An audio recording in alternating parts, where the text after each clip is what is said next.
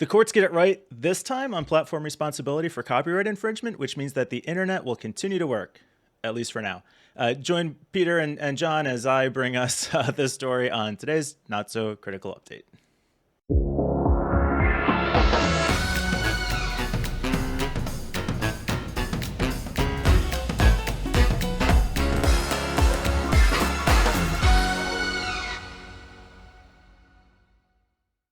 Cloudflare was found to be not liable for enforcing copyright infringement.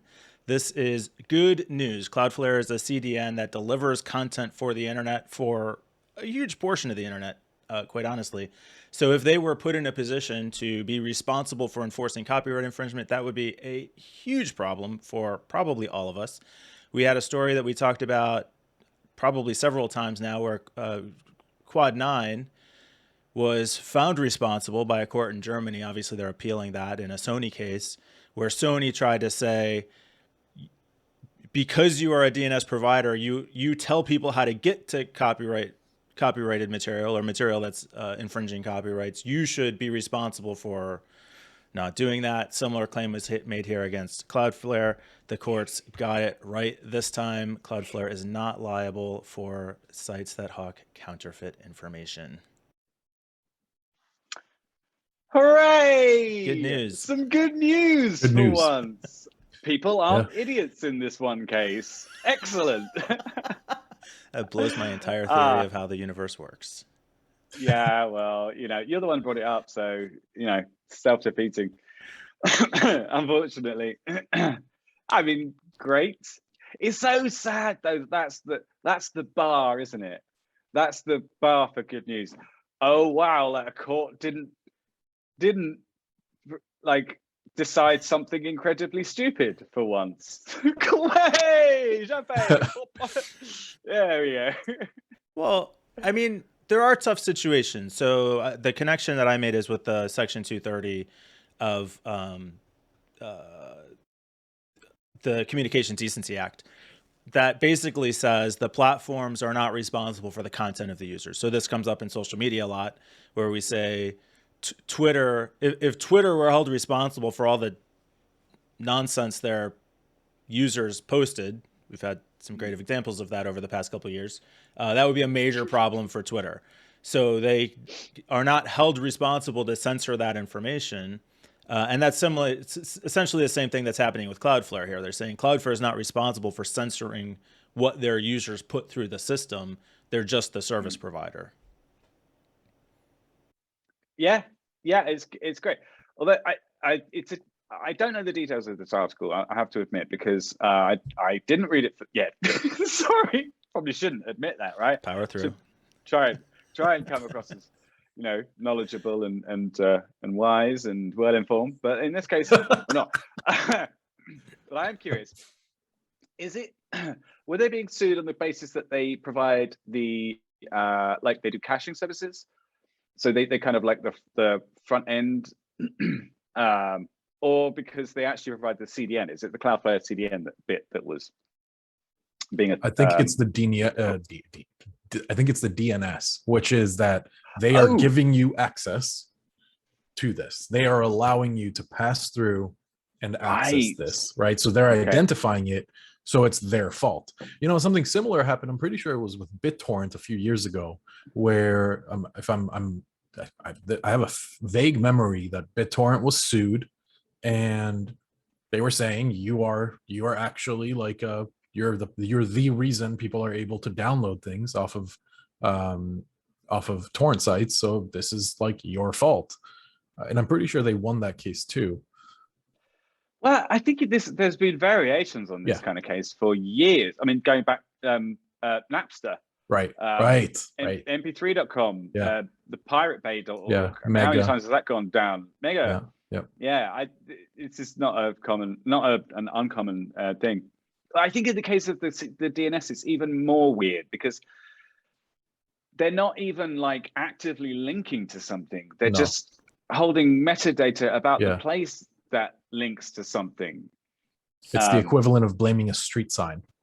Yeah. Right. Yeah. So the pane of glass, because it's allowing you to see through to to the this store. case says that the service was originally sued in November 2018 by 2 wedding dress manufacturers that alleged it was contributing to copyright infringements by counterfeit retailers because it failed to terminate services for their websites. It doesn't specify what kind of service they were providing, so it could have been the caching, it could have been the CDN service, but could have been any one of, which is, I mean, services. If they lost, I mean, that would be devastating for the internet. Cloudflare is used by, I mean, at least dozens of sites, and that would at least technically not wrong. The number of sites that would be impacted by that is like I said, it's got to be at least a dozen, maybe more. Yeah, maybe. I would quite. I'd say there's dozens of sites. And this is a very fundamental service. So what they do here is used by dozens of services for a high traffic website. They will have cached copies of the content they deliver, so the servers don't get overwhelmed.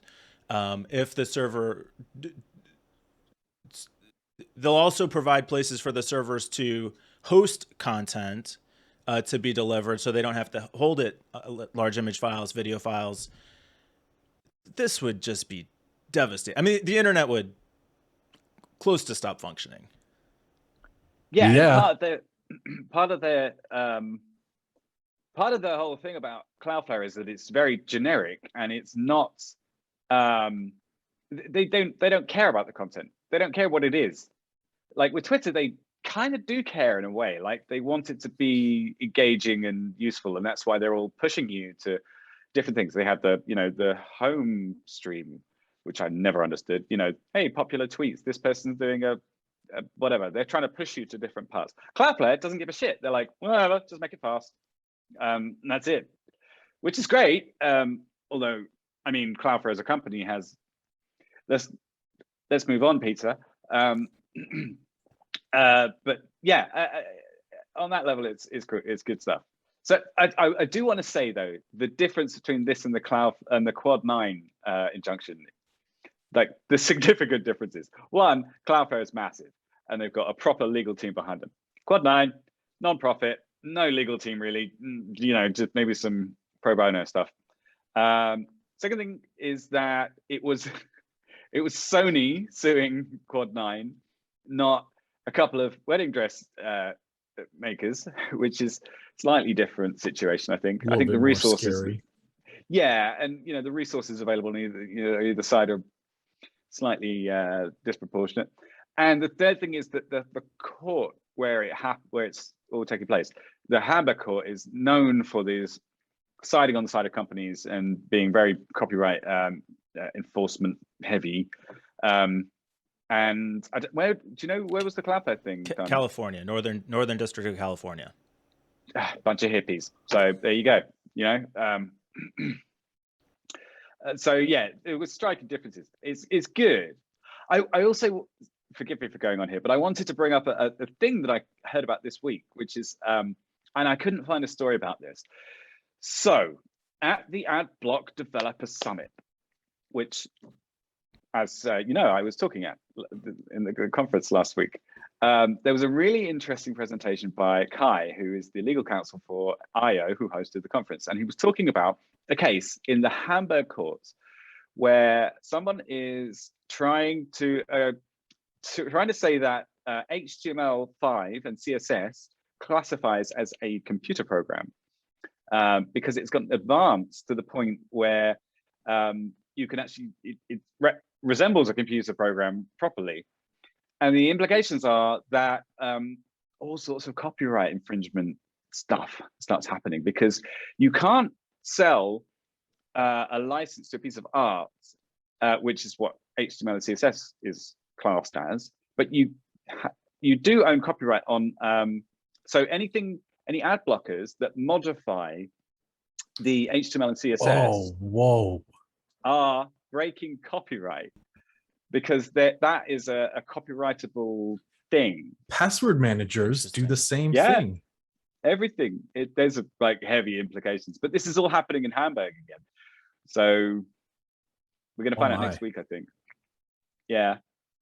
Anyway, Just wanted a little bit of trivia about the handbag court there. So we had good news, and then you had to just shit on all over them. So Sorry. yeah, that's great. That's just great. And this might ultimately end up as EU law. I mean, possibly. Well, look, if we know anything, is that the courts and politicians always make these situations better, not worse. So we'll just wait for it to happen. And I'm sure where's the disconnect button? Jesus Christ! Like, you said that with basically a straight face. Like, yeah. Well done. Well done. I don't think I. Yeah, it's oh my God. I mean, it's a long game. There's obviously going to be setbacks. Hopefully, somehow we come out on the right side of it, but who knows? But hey, you know what? We got a bit of happy news for the week. A couple of wedding dress guys lost their fight against Cloudflare, being responsible for all the content in a lawsuit in California. That's yeah. Now that you play it down, it's not as exciting anymore. Now it's kind of like fuck. I'm sorry. I didn't know enough about it before we started. Yeah. And I don't know anything about their businesses. I guess I hope their business is okay. Yeah, they'll probably be fine. Yeah. They're making wedding dresses, and I'm not trying to play down that they're making wedding dresses. I'm just saying it's not like the whole internet's at stake here, okay? Which it is. Oh man, yeah, no kidding. We'd like take down the entire internet based on these two small businesses. That would be interesting. Yeah, if they could, they'd actually set a precedent, and then other companies would be liable for that kind of information. Like, dodged a bullet. It would be like I don't know, a governor in a state somewhere. That's pure misery. Reporting a journalist to the highway people. It was the packet police. Yeah. The packet police. He called the packet police all right. and said, "Hey, we're gonna revisit this topic." There's a little light on the hat. Hello. You got the packet police? Do you have your packet license, sir? Okay, all right. No more. Sorry. All right. Well, let's go do that. You were going, sir. You were over 1 gig a second. Okay. All right. That's enough. We know this is the information superhighway, but that's just last call. What else you got? All right. Want to take another shot? That's it. No more puns here. All right. No more puns. Sorry. Let's get to it then. There's plenty more. Sorry.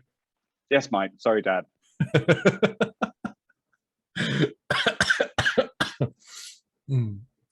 That's funny stuff.